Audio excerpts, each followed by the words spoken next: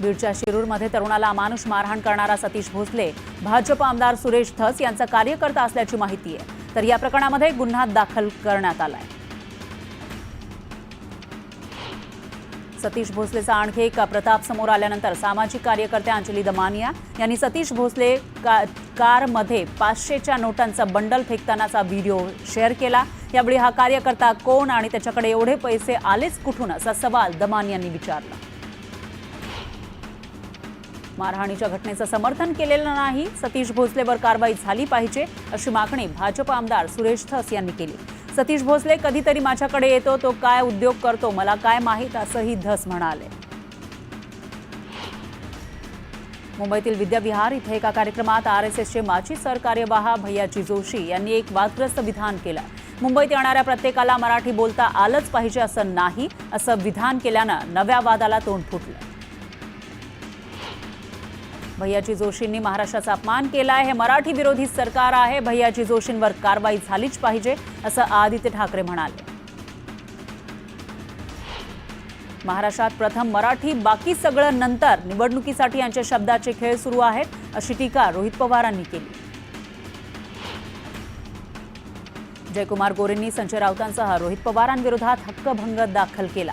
माझी बदनामी करण्याचा कट आखलाय, माझं यश खटकत असल्यानं बदनामीचा कट सुरू आहे असा आरोप जयकुमार गोरेंनी केला। विधिमंडळ समिती वाटपाचा फॉर्म्युला ठरलेला आहे। काँग्रेस वगळता सर्वच पक्षांकडून यादी सादर करण्यात आली आहे। 3 ते 4 दिवसात समित्यांच्या नावांची घोषणा होणार आहे।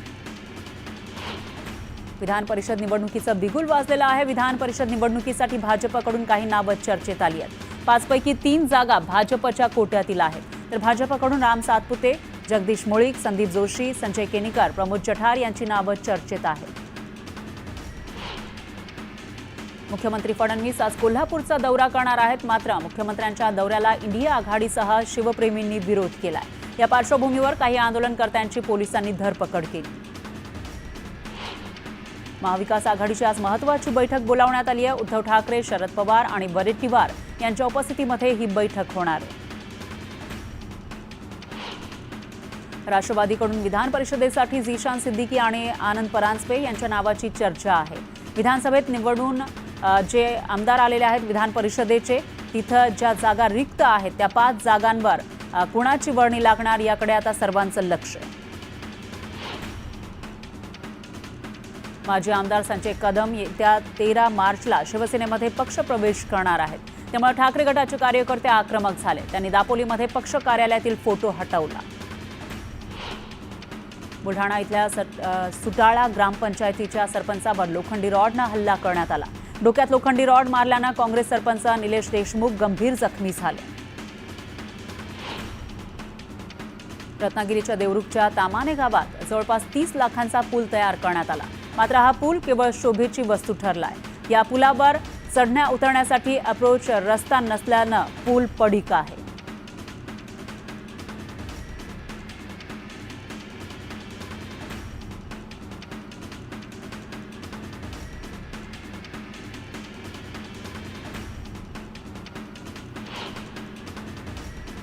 सतीश भोसलेनं मारहाण केलेलं कुटुंब बीडच्या शिरूर कासारा पोलीस स्थानकामध्ये दाखल झालं। यावेळी सतीश उर्फ खोक्या भोसले विरोधात गुन्हा दाखल करण्याची मागणी त्यांनी केली। तर अन्य शेकडो जणही त्यांच्या सोबत होते।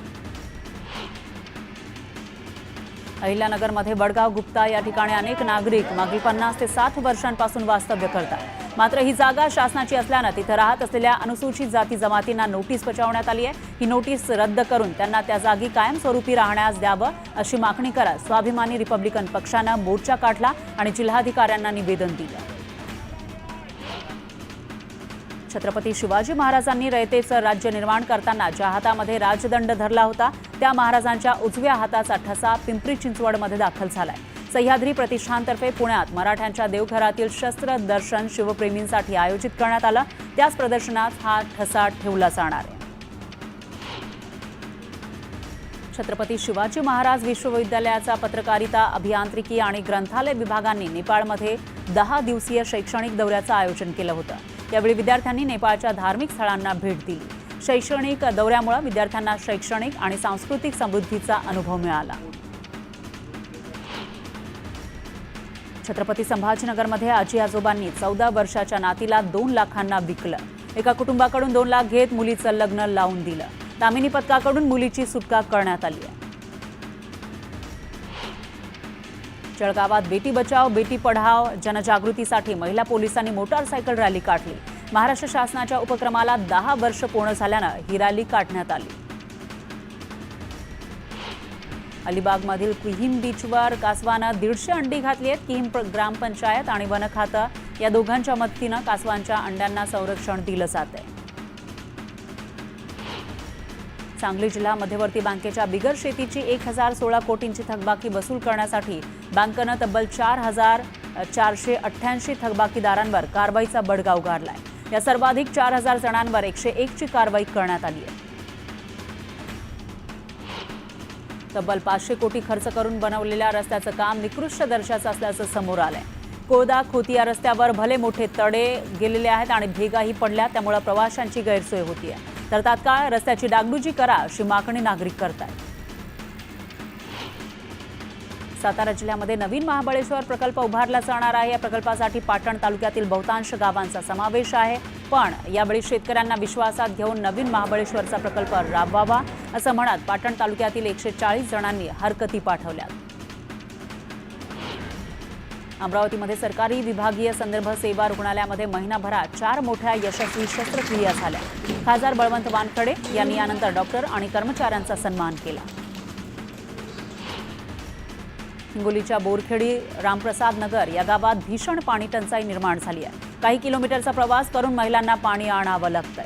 त्यामुळे गावात जलजीवन मिशनचं काम बोगस असल्याचा आरोप गावकरी करतायत. मालेगाव मनमाडसह नाशिक जिल्ह्याच्या ग्रामीण भागात मार्च महिन्यामध्ये थंडीनं जोरदार कमबॅक केलाय. निफाडचा पारा घसरून 4.2 अंशांवर आला. तर कडक उन्हानंतर अचानक थंडीत वाढ झाल्यानं साथीचे रोग पसरण्याची शक्यता आहे. कोकणात पारंपरिक शिमगोत्सवाला सुरुवात झाली आहे. शिमगोत्सव दरम्यान अनेक गावात पारंपरिक कला जपल्या जातात. देवाच्या पालखीसोबत खेळ सादर करण्याची पारंपरिक प्रथा शिमगोत्सवात जपली जाते. अकोल्यात पिंपळगाव चांभोरे ते धाकली रोडवर ट्रॅक्टर पलटी झाला. त्यामुळे चालक त्याखाली दबला गेला. बचाव पथकानं दबलेल्या चालकाला सुखरूप बाहेर काढलं. समुद्रात भरती आल्यानं खाडीतील खारं पाणी थेट शेतात घुसल्यानं वेंगुर्ल्यामधील चिपी गावातील नागरिकांच्या शेतीचं मोठं नुकसान झालंय. या ठिकाणी असलेला बंधारा बांधणीचं काम रखडल्यानं शेतकऱ्यांना वारंवार नैसर्गिक आपत्तींना सामोरं जावं लागतंय. पुणे विभागातील रेल्वे बुकिंग फुल झालं आहे. उन्हाळ्याच्या सुट्टीमुळे 2 महिने रेल्वेचं बुकिंग फुल झालं. तर दुसरीकडे 30 एप्रिलपर्यंत पुण्यातून धावणाऱ्या बऱ्याच गाड्या फुल झाल्या. अंबरनाथ शहरातील मोरिवली MIDC भागातील रस्त्यांची अक्षरशः चाळण झाली आहे. रस्त्यांवर जागोजागी खड्डे पडले. त्यामुळे नागरिक प्रचंड हैराण झालेत. खड्डेमय रस्त्यातून मार्ग काढताना नागरिकांना मनस्ताप सहन करावा लागतोय. रत्नागिरी जिल्ह्यातील कासवांचं गाव अशी ओळख असलेल्या मंडणगड वेळा समुद्र किनाऱ्यावरून ऑलिव्ह रिडले कासवांच्या प्रजातीची 250 पिल्लं समुद्रात झेपावली आहेत. यावेळी कासव महोत्सवाला भेट देण्यासाठी पर्यटकांनी मोठी गर्दी केली. वाशिम जिल्ह्यातील पाणी टंचाई निवारणासाठी जिल्हा प्रशासनाकडून 1,36,22,000 रुपयांचं नियोजन करण्यात आलंय. शासनानं विहिरींच्या अधिग्रहणावर भर दिलाय. तर टँकर मुक्त गावांची संख्या वाढवण्याचं उद्दिष्ट ठेवलंय. परभणीच्या सेलू तालुक्यातील आहेर बोरगाव इथं शॉर्ट सर्किटनं घराला भीषण आग लागली.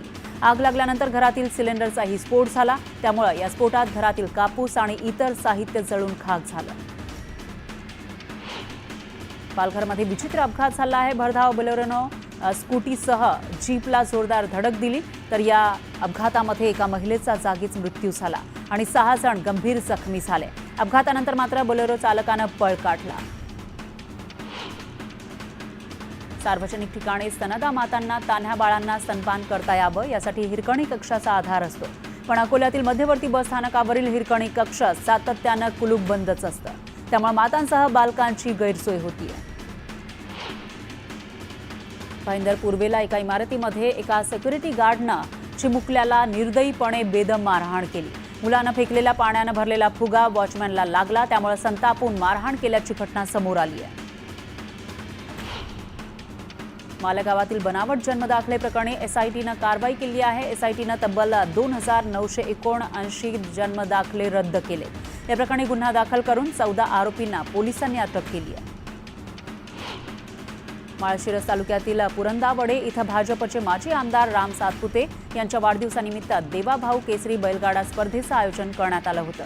ही भव्य बैलगाडा स्पर्धा पाहण्यासाठी बैलगाडा प्रेमींनी गर्दी केली।